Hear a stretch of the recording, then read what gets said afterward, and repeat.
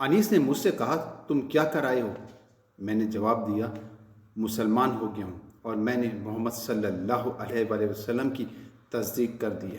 اس پر انیس نے کہا، میں بھی بتوں سے بیزار ہوں اور اسلام قبول کر چکا ہوں۔ اس کے بعد ہم دونوں اپنی والدہ کے پاس آئے تو وہ بولی، مجھے پچھلے دین سے کوئی دلچسپی نہیں رہی، میں بھی اسلام قبول کر چکی ہوں، اللہ کے رسول کی تصدیق کر چکی ہوں۔ اس کے بعد ہم اپنی قوم غفار کے پاس آئے، ان سے بات کی۔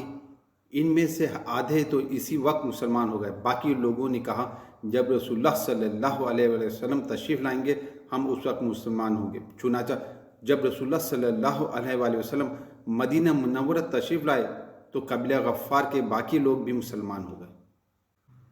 ان حضرات نے جو یہ کہا تھا کہ جب رسول اللہ صلی اللہ علیہ وآلہ وسلم تشریف لائیں گے ہم اس وقت مسلمان ہوں گے، تو ان کے یہ کہنے کی وجہ یہ تھی کہ نبی کریم صلی اللہ علیہ وآلہ وسلم نے مکہ میں حضرت ابو ذر غفاری رضی اللہ تعالیٰ عنہ سے ارشاد فرمایا تھا، میں نخلستان یعنی کھجوروں کے باغ کی سرزمین میں جاؤں گا جو جسب کے سوا کوئی نہیں ہے، تو کیا تم اپنی قوم کو یہ خبر پہنچا دو گے؟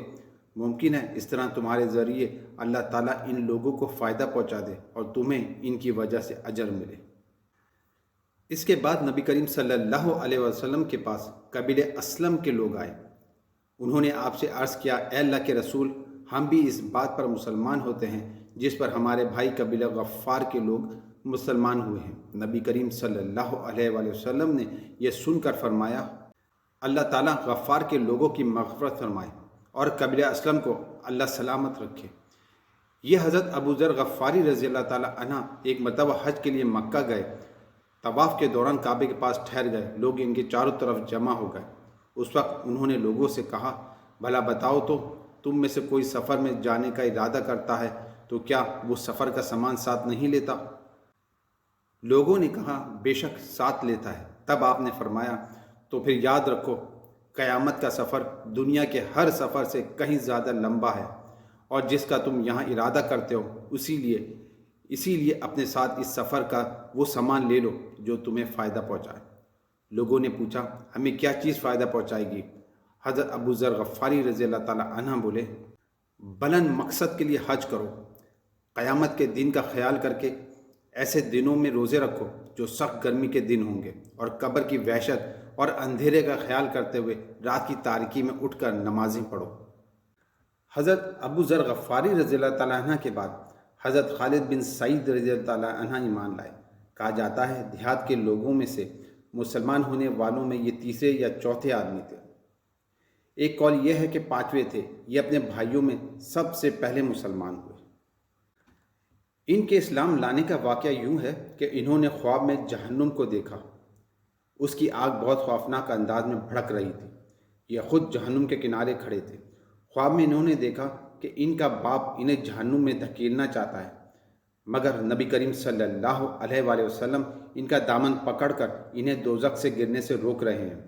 اسی وقت گھبراہٹ کے عالم میں ان کی آنکھ کھل گئی۔ انہوں نے فوراً کہا، میں اللہ کی قسم کھا کر کہتا ہوں کہ یہ ایک سچا خواب ہے۔ ساتھ ہی انہیں یقین ہو گیا کہ جہنم سے انہیں رسول اللہ صلی اللہ علیہ وآلہ وسلم ہی بچا سکتے ہیں۔ فوراً ابو بکر صدیق رضی اللہ تعالیٰ عنہ کے پاس آئے، انہیں اپنا خواب سنایا۔ ابو بکر صدیق رضی اللہ تعالیٰ عنہ نے فرمایا، اس خواب میں تمہاری بھلائی اور خیر پوشیدہ ہے، اللہ کے رسول موجود ہیں، ان کی پیروی کرو۔ چنانچہ حضرت خالد بن سعید رضی اللہ تعالیٰ عنہ فوراً ہی نبی کریم صلی اللہ علیہ وآلہ وسلم کی خدمت میں حاضر ہوئے۔ انہوں نے آپ سے پوچھا، اے محمد صلی اللہ علیہ وسلم، آپ کس بات کی دعوت دیتے ہیں؟ آپ نے ارشاد فرمایا، میں اس بات کی دعوت دیتا ہوں کہ اللہ ایک ہے، اس کا کوئی شریک نہیں، کوئی اس کے برابر کا نہیں، اور یہ کہ محمد اللہ کے بندے اور رسول ہیں، اور تم جو یہ پتھروں کی عبادت کرتے ہو اس کو چھوڑ دو۔ یہ پتھر نہ سنتے ہیں، نہ دیکھتے ہیں، نہ نقصان پہنچا سکتے ہیں اور نہ فائدہ پہنچا سکتے ہیں۔ یہ سنتے ہی حضرت خالد بن سعید رضی اللہ تعالیٰ عنہ مسلمان ہو گئے۔ ان کے والد کا نام سعید بن عاص تھا۔ اسے بیٹے کے اسلام قبول کرنے کا پتہ چلا تو آگ بگولا ہو گیا۔ بیٹے کو کوڑے سے مارنا شروع کیا، یہاں تک کہ اتنے کوڑے مارے کہ کوڑا ٹوٹ گیا۔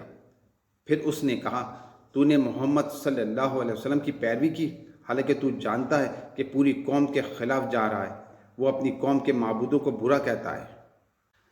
یہ سن کر حضرت خالد بن سعید رضی اللہ تعالیٰ عنہ بولے، اللہ کی قسم، وہ جو پیغام لے کر آئے ہیں میں نے اس کو قبول کر لیا ہے۔ اس جواب پر وہ اور زیادہ غضبناک ہوا اور بولا، خدا کی قسم میں تیرا کھانا پینا بند کر دوں گا۔ حضرت خالد بن سعید رضی اللہ تعالیٰ عنہ نے جواب دیا، اگر آپ میرا کھانا پینا بند کر دیں گے تو اللہ تعالیٰ مجھے روٹی دینے والا ہے۔ سعید نے بیٹے کو گھر سے نکال دیا، ساتھ ہی اپنے باقی بیٹوں سے کہا، اگر تم میں سے کسی نے بھی اس سے بات چیت کی میں اس کا بھی یہی حشر کروں گا۔ حضرت خالد بن سعید رضی اللہ تعالیٰ عنہ گھر سے نکل کر حضور نبی کریم صلی اللہ علیہ وآلہ وسلم کی خدمت میں آ گئے۔ اس کے بعد وہ آپ کے ساتھ ہی رہنے لگے، باپ سے بالکل بے تعلق ہو گئے، یہاں تک کہ جب مسلمانوں نے کافروں کے مظالم سے تنگ آ کر حبشہ کی طرف ہجرت کی تو یہ ہجرت کرنے والوں میں سے سب سے پہلے آدمی تھے۔ ایک دفعہ ان کا باپ بیمار ہوا، اس وقت اس نے قسم کھائی، اگر خدا نے مجھے اس بیماری سے صحت دے دی تو میں مکہ میں کبھی محمد صلی اللہ علیہ وسلم کے خدا کی عبادت نہیں ہونے دوں گا۔ باپ کی یہ بات حضرت خالد بن سعید رضی اللہ تعالیٰ عنہ تک پہنچی تو انہوں نے کہا، اے اللہ، اسے اس مرض سے کبھی نجات نہ دینا۔ ان کا باپ اسی مرض میں مر گیا۔ خالد بن سعید رضی اللہ تعالیٰ عنہ پہلے آدمی ہیں جنہوں نے بسم اللہ الرحمن الرحیم لکھی۔ اس کے بعد ان کے بھائی عمرو بن سعید رضی اللہ تعالیٰ عنہ مسلمان ہو گئے۔ ان کے مسلمان ہونے کے سبب یہ ہوا کہ انہوں نے خواب میں ایک نور دیکھا، نور زمزم کے پاس سے نکلا اور اس سے مدینے کے باغ تک روشن ہو گئے، اور اتنے روشن ہوئے کہ ان میں مدینے کی تازہ کھجوریں نظر آنے لگیں۔ انہوں نے یہ خواب لوگوں سے بیان کیا تو ان سے کہا گیا، زمزم عبد المطلب کے خاندان کا کنواں ہے اور یہ نور بھی انہی میں سے ظاہر ہوگا۔ پھر جب ان کے بھائی خالد رضی اللہ تعالیٰ عنہ مسلمان ہو گئے تو انہیں خواب کی حقیقت نظر آنے لگی، چنانچہ یہ بھی مسلمان ہو گئے۔ ان کے علاوہ سعید کی اولاد میں سے ریان اور حکم بھی مسلمان ہوئے۔ حکم کا نام نبی کریم صلی اللہ علیہ وسلم نے عبداللہ رکھا۔ اس طرح ابتدائی دنوں میں مسلمان ہونے والوں میں حضرت شعیب رضی اللہ تعالیٰ عنہ بھی تھے۔ ان کا باپ ایران کے بادشاہ کسریٰ کا گورنر تھا۔ ایک مرتبہ کیسر کی فوجوں نے اس کے علاقے پر حملہ کیا۔ اس لڑائی میں شعیب رضی اللہ تعالیٰ عنہ گرفتار ہو گئے، انہیں غلام بنا لیا گیا۔ اس وقت یہ بچے تھے، چنانچہ یہ غلامی کی حالت میں ہی روم میں پلے بڑھے، وہیں جوان ہوئے۔ عرب کے کچھ لوگوں نے انہیں خرید لیا اور فروخت کرنے کے لیے مکہ کے قریب عکاظ کے بازار میں لے آئے۔ اس بازار میں میلہ لگتا تھا۔ اس میلے میں غلاموں کی خرید و فروخت ہوتی تھی۔ میلے سے ایک شخص عبداللہ بن جدان نے خرید لیا۔ اس طرح یہ مکہ میں غلامی کی زندگی گزار رہے تھے کہ نبی کریم صلی اللہ علیہ وآلہ وسلم کا ظہور ہو گیا۔ ان کے دل میں آئی کہ جا کر بات تو سنوں۔ یہ سوچ کر گھر سے نکلے۔ راستے میں ان کی ملاقات عمار بن یاسر رضی اللہ تعالیٰ عنہ سے ہوئی۔ انہوں نے ان سے پوچھا، شعیب کہاں جا رہے ہو؟ یہ فوراً بولے، میں محمد صلی اللہ علیہ وآلہ وسلم کے پاس جا رہا ہوں تاکہ ان کی بات سنوں اور دیکھوں وہ کس چیز کی طرف دعوت دیتے ہیں۔ یہ سن کر عمار بن یاسر رضی اللہ تعالیٰ عنہ بولے، میں بھی اسی ارادے سے گھر سے نکلا ہوں۔ یہ سن کر شعیب رضی اللہ تعالیٰ عنہ بولے، تب پھر اکٹھے ہی چلتے ہیں۔ اب دونوں ایک ساتھ قدم اٹھانے لگے۔